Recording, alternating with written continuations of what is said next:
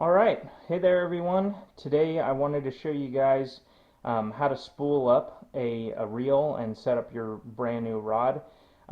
This in particular is for saltwater fishing. If you didn't see my last video, I just bought a couple new things for saltwater. I'm just a beginner at it, so of course take that with a grain of salt. There's a lot of different tackle out there, and there's a lot of different ways to do what I'm going to show you here today. First off, I want to call out any of the stuff that we are using. We have a Penn Pursuit 5000 size reel, and this is just the reel that we had at Walmart. It was on sale here. It's a pretty good reel. I've heard good things about Penn. And then we have, coming down here, we have some trilene big game braid in 30 pound. There's about 330 yards of it here.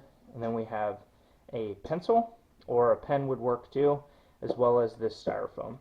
And so what this is here for is just so that if you're doing this by yourself like I am, you have something to hold this on while you're spooling your braid or mono or any type of line that you're using onto your reel.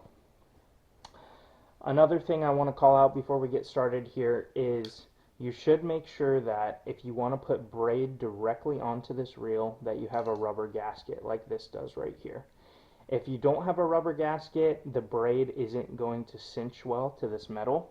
So you'll want to put a monofilament backing on first, and then tie like a uni knot to your main line, which is braid. So in this case, we do have a rubber gasket on this Penn reel, and we'll be able to just put the braid directly on there.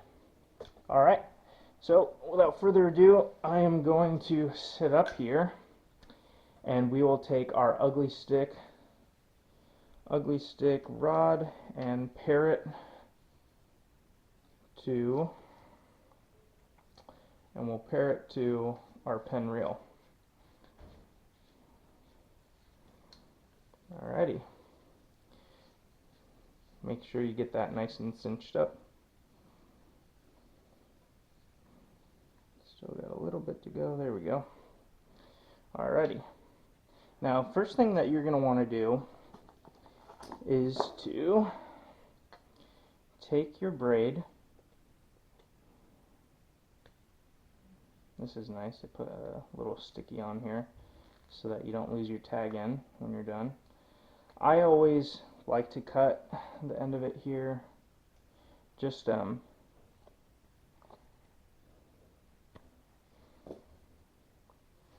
to start with a clean line.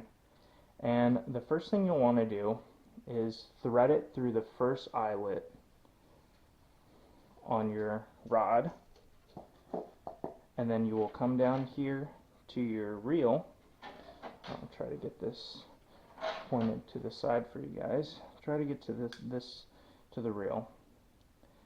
And the first thing that I usually do when I do this, like I said, there's a lot of different ways to do this, but the first thing that I will do is just tie a regular slip knot, right like that.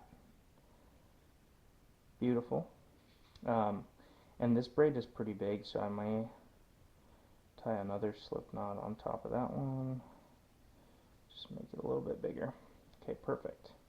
You will want to take your braid and wrap it around. In this case, I'm going to wrap it around this rubber gasket that I have on here. If you can see that, I'll wrap it around this rubber gasket and tie a normal overhand knot.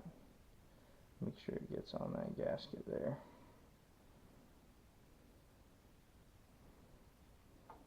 Tie a normal overhand knot. And as you cinch down, it should cinch and meet up with your slip knot that you tied earlier. There it is. Make sure it's nice and tight on there. And then if you want to be super safe, you can tie one more overhand knot on top of that. then you can cut your tag in. And you might want to cut it a little tighter than that.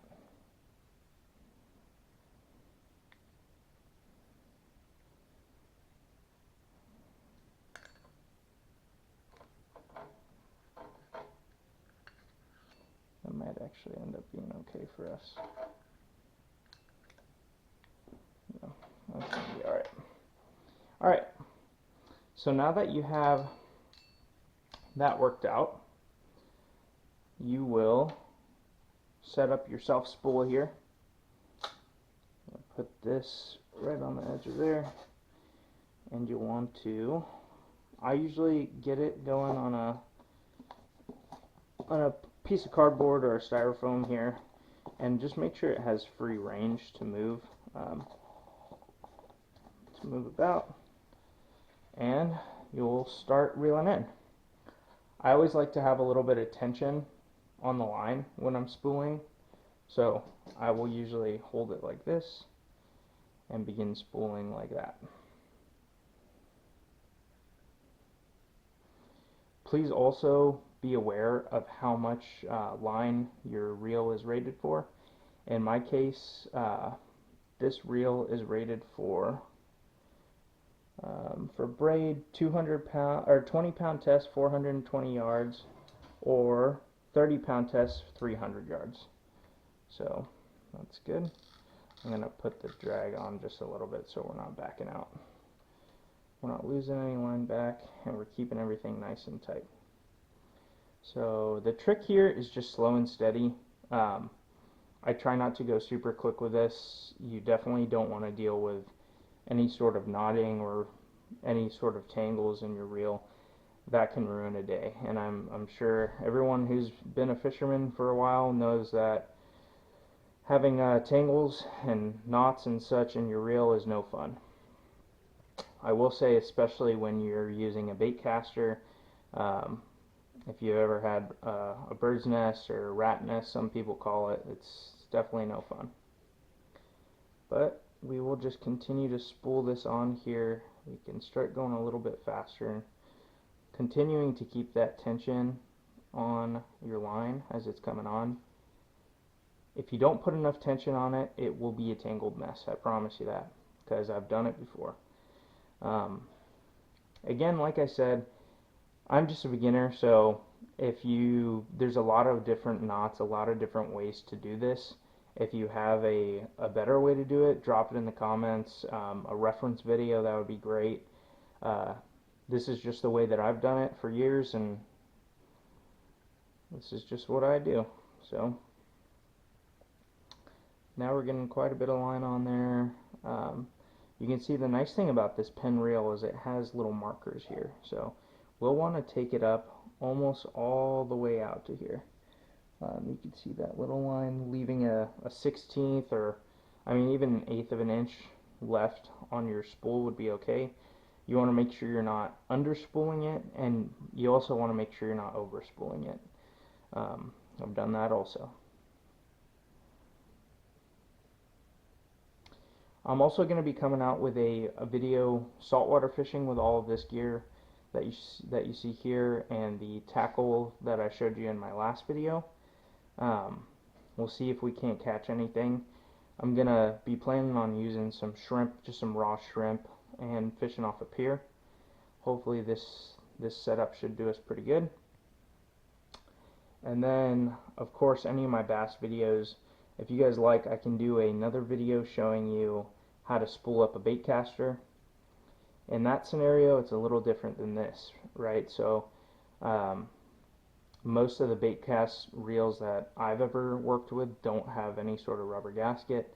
It's because of the, well, I guess I was going to say the way that they're oriented, but I guess you could put a rubber gasket vertically instead of horizontally this way.